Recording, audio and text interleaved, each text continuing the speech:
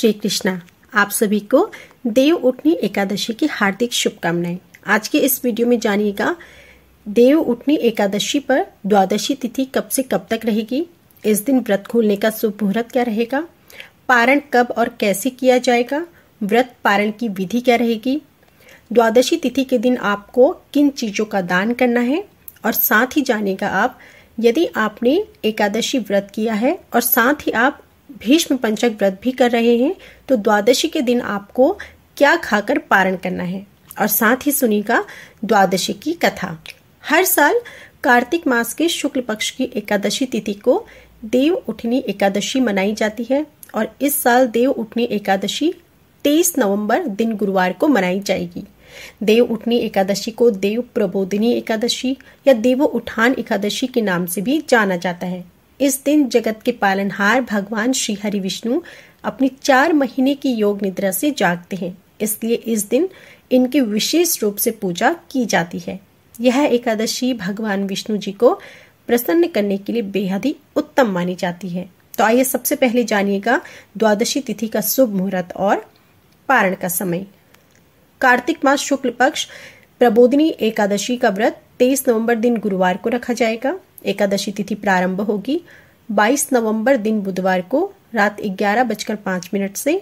एकादशी तिथि का समापन होगा 23 नवंबर दिन गुरुवार को रात 9:02 पर। द्वादशी तिथि प्रारंभ होगी 23 नवंबर दिन गुरुवार को रात 9:03 से। द्वादशी तिथि का समापन होगा 24 नवंबर दिन शुक्रवार को शाम 7:07 पर। इस दिन ब्रह्म मुहूर्त रहेगा सुबह 5:14 से 6:02 तक। सूर्योदय रहेगा सुबह 6:50 पर। सूर्य अस्त होगा शाम को 5:36 पर। सिद्ध योग रहेगा सुबह 9:05 तक। हरिवासर समाप्त होगा 24 नवंबर को सुबह 2:30 तक और राहुकाल का समय रहेगा सुबह 10:30 से दोपहर 12 बजे तक। व्रत पारण की तिथि और शुभ मुहूर्त जान लीजिए। 24 नवंबर दिन शुक्रवार को सुबह 6:51 से 9:05 तक व्रत पारण का समय रहेगा। इस शुभ मुहूर्त में आपको अपना उपवास खोल लेना है। देव उठनी एकादशी के दिन सुबह जल्दी उठकर स्नान कर लें और साफ कपड़े पहन लें। अपने पूजा घर को गंगा जल छिड़ककर पवित्र कर लें। इसके बाद भगवान श्री विष्णु जी का ध्यान करते हुए व्रत करने का संकल्प लें। इस दिन अपने घर के आंगन में या फिर पूजा घर के बाहर भगवान के चरणों की आकृति बनाएं। घर में ओखली पर गेरू से भगवान विष्णु जी का चित्र बना लें। इस चित्र पर मिठाई, फल, सिंघाड़े, गन्ना, आंवला अर्पित करें और भगवान विष्णु जी की पूजा करें। आरती करके पूजा संपन्न करें। दीपावली की तरह ही इस दिन भी रात को पूजा स्थल और घर के बाहर दीपक जलाने चाहिए और घर के सभी सदस्यों को भगवान विष्णु जी की पूजा करनी चाहिए। तो आइए सबसे पहले जानिए आप देव उठनी एकादशी का पारण कैसे करें। देव उठनी एकादशी के अगले दिन यानी कि द्वादशी तिथि पर स्नान करें और भगवान विष्णु जी का ध्यान करें। फिर भगवान विष्णु जी के समक्ष घी का दीपक जलाएं और फिर उसके बाद भगवान विष्णु जी को भोग लगाएं। भोग में तुलसी अवश्य डालें। वहीं अपनी व्रत का भी आप सुबह के समय फलाहार के साथ पारण करें। देव उठनी एकादशी के दिन आप अपनी इच्छा से जो चाहे वो दान भी कर सकते हैं। एकादशी के दिन अनाज और वस्त्र का दान सबसे श्रेष्ठ माना गया है। ऐसे में कोशिश करें कि देव उठनी एकादशी के दिन भगवान विष्णु जी का स्मरण करते हुए अनाज और वस्त्र का दान करें। देव उठनी एकादशी के दिन अन्न दान के अलावा आप गरीबों को फल, गेहूं, गुड़, उड़द और वस्त्र का दान भी कर सकते हैं। इस दिन खास तौर पर सिंघाड़ा, शकरकंदी और गन्ने का दान करना काफी उत्तम माना जाता है। तो हो सके जरूरतमंद लोगों को इस दिन आप दान जरूर करें। अब जानिए यदि आपने एकादशी व्रत किया है और साथ ही आपने भीष्म पंचक व्रत का संकल्प भी लिया है तो आपको एकादशी व्रत यानी कि द्वादशी के दिन पारण किस प्रकार करना है। देखिए एकादशी व्रत पारण अन्न खाकर पारण किया जाता है, जबकि भीष्म पंचक व्रत फलाहार होते हैं, इसमें अन्न नहीं खाया जाता है।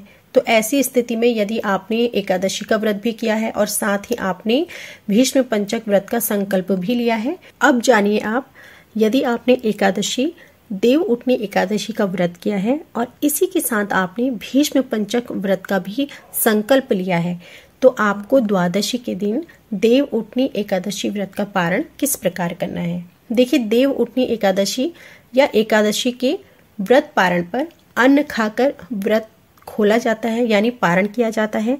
और इसके ठीक विपरीत भीष्म पंचक व्रतों में अन्न नहीं खाया जाता है। भीष्म पंचक व्रत 5 दिनों तक फलाहार रहते हैं। तो ऐसी स्थिति में आपको देव उठनी एकादशी द्वादशी के दिन आपको पारण करना है चावल के 1 दाने से। आपको पारण में चावल का 1 दाना खाना है, वो भी कच्चा। 1 चावल का कच्चा दाना खाकर आप व्रत का पारण कर सकते हैं। और फिर इसके बाद से आप अपने भीष्म पंचक व्रत को कंटिन्यू रखें, पूरे 5 दिन तक रखें और फलाहार करें।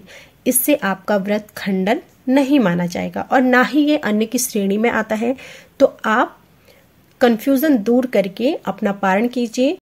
चावल का 1 कच्चा दाना खाकर आप देव उठनी एकादशी का व्रत पारण कर सकते हैं और फिर इसके बाद भीष्म पंचक व्रत को लगातार कर सकते हैं। तो इस प्रकार आपको देव उठनी एकादशी व्रत का पारण करना है। अब सुनिए तुलसी माता के विवाह की कथा। क्या आप जानते हैं कि माता तुलसी का असली नाम तुलसी नहीं बल्कि वृंदा था और उनका जन्म राक्षस कुल में हुआ था। दरअसल वृंदा जन्म भले ही राक्षस कुल में हुआ था, लेकिन वह भगवान श्री हरि विष्णु जी की बहुत बड़ी भक्त थी। वृंदा जब बड़ी हुई तो उनका विवाह असुर राज जलंधर से हुआ। यहाँ जानने वाली बात यह है कि जलंधर की उत्पत्ति भगवान शिव के निकले क्रोध से हुई थी। अब क्योंकि जलंधर महादेव के क्रोध से उत्पन्न हुआ था, इसलिए वे बहुत शक्तिशाली था और वृंदा भगवान विष्णु की परम भक्त तो थी ही, साथ ही वह बहुत पतिव्रता स्त्री थी। उनकी भक्ति और पूजा के कारण उनका पति जलंधर अजेय होता गया और इस कारण उसे अपनी शक्तियों पर अभिमान हो गया। एक समय वह आया जब जलंधर ने स्वर्ग पर आक्रमण कर दिया और देव कन्याओं को अपने अधिकार में ले लिया। इससे क्रोधित होकर सभी देव भगवान श्री हरि विष्णु जी की शरण में गए और जलंधर के आतंक का अंत करने की प्रार्थना की। लेकिन जलंधर का अंत करने के लिए सबसे पहले उसकी पत्नी वृंदा का सतीत्व भंग करना बहुत ही जरूरी था। इसलिए भगवान विष्णु ने अपनी माया से जलंधर का रूप धारण कर वृंदा के पतिव्रत धर्म को नष्ट कर दिया और इसके बाद जलंधर की शक्ति कम हो गई और वह युद्ध में मारा गया। जब वृंदा को श्री हरि के इस छल का पता चला तो उन्होंने भगवान विष्णु से कहा, हे नाथ, मैंने तो आजीवन आपकी आराधना की है और आप मेरे साथ ऐसा कैसे कर सकते हैं। श्री हरि के पास इस सवाल का कोई जवाब नहीं था और तब वृंदा ने भगवान विष्णु से कहा कि आपने मेरे साथ एक पाषाण की तरह व्यवहार किया है। मैं आपको श्राप देती हूँ कि आप पाषाण बन जाएंगे। वृंदा के यह कहते ही भगवान श्री हरि पत्थर के समान हो गए और सृष्टि का संतुलन बिगड़ने लगा। तब देवताओं ने वृंदा से याचना करते हुए कहा कि वे अपना श्राप वापस ले लें। भगवान विष्णु जी भी वृंदा के साथ किए इस छल से बहुत लज्जित थे। आखिर में वृंदा ने भगवान विष्णु को क्षमा कर दिया। श्री हरि को श्राप मुक्त कर वृंदा जलंधर के साथ सती हो गई। वृंदा की राख से एक पौधा निकला जिसे श्री हरि विष्णु ने तुलसी का नाम दिया और वरदान दिया कि तुलसी के बिना मैं किसी भी प्रसाद को ग्रहण नहीं करूंगा। मेरे शालिग्राम रूप से तुलसी का विवाह होगा और कालांतर में लोग इस तिथि को तुलसी विवाह के रूप में पूजेंगे। जो भी इस दिन विधिवत से पूजन करेगा उसे सुख और सौभाग्य की प्राप्ति होगी। तो यह थी आज की हमारी संपूर्ण जानकारी। उम्मीद करती हूँ यह वीडियो आपको जरूर पसंद आया होगा। वीडियो पसंद आया हो तो प्लीज वीडियो को लाइक जरूर कीजिएगा।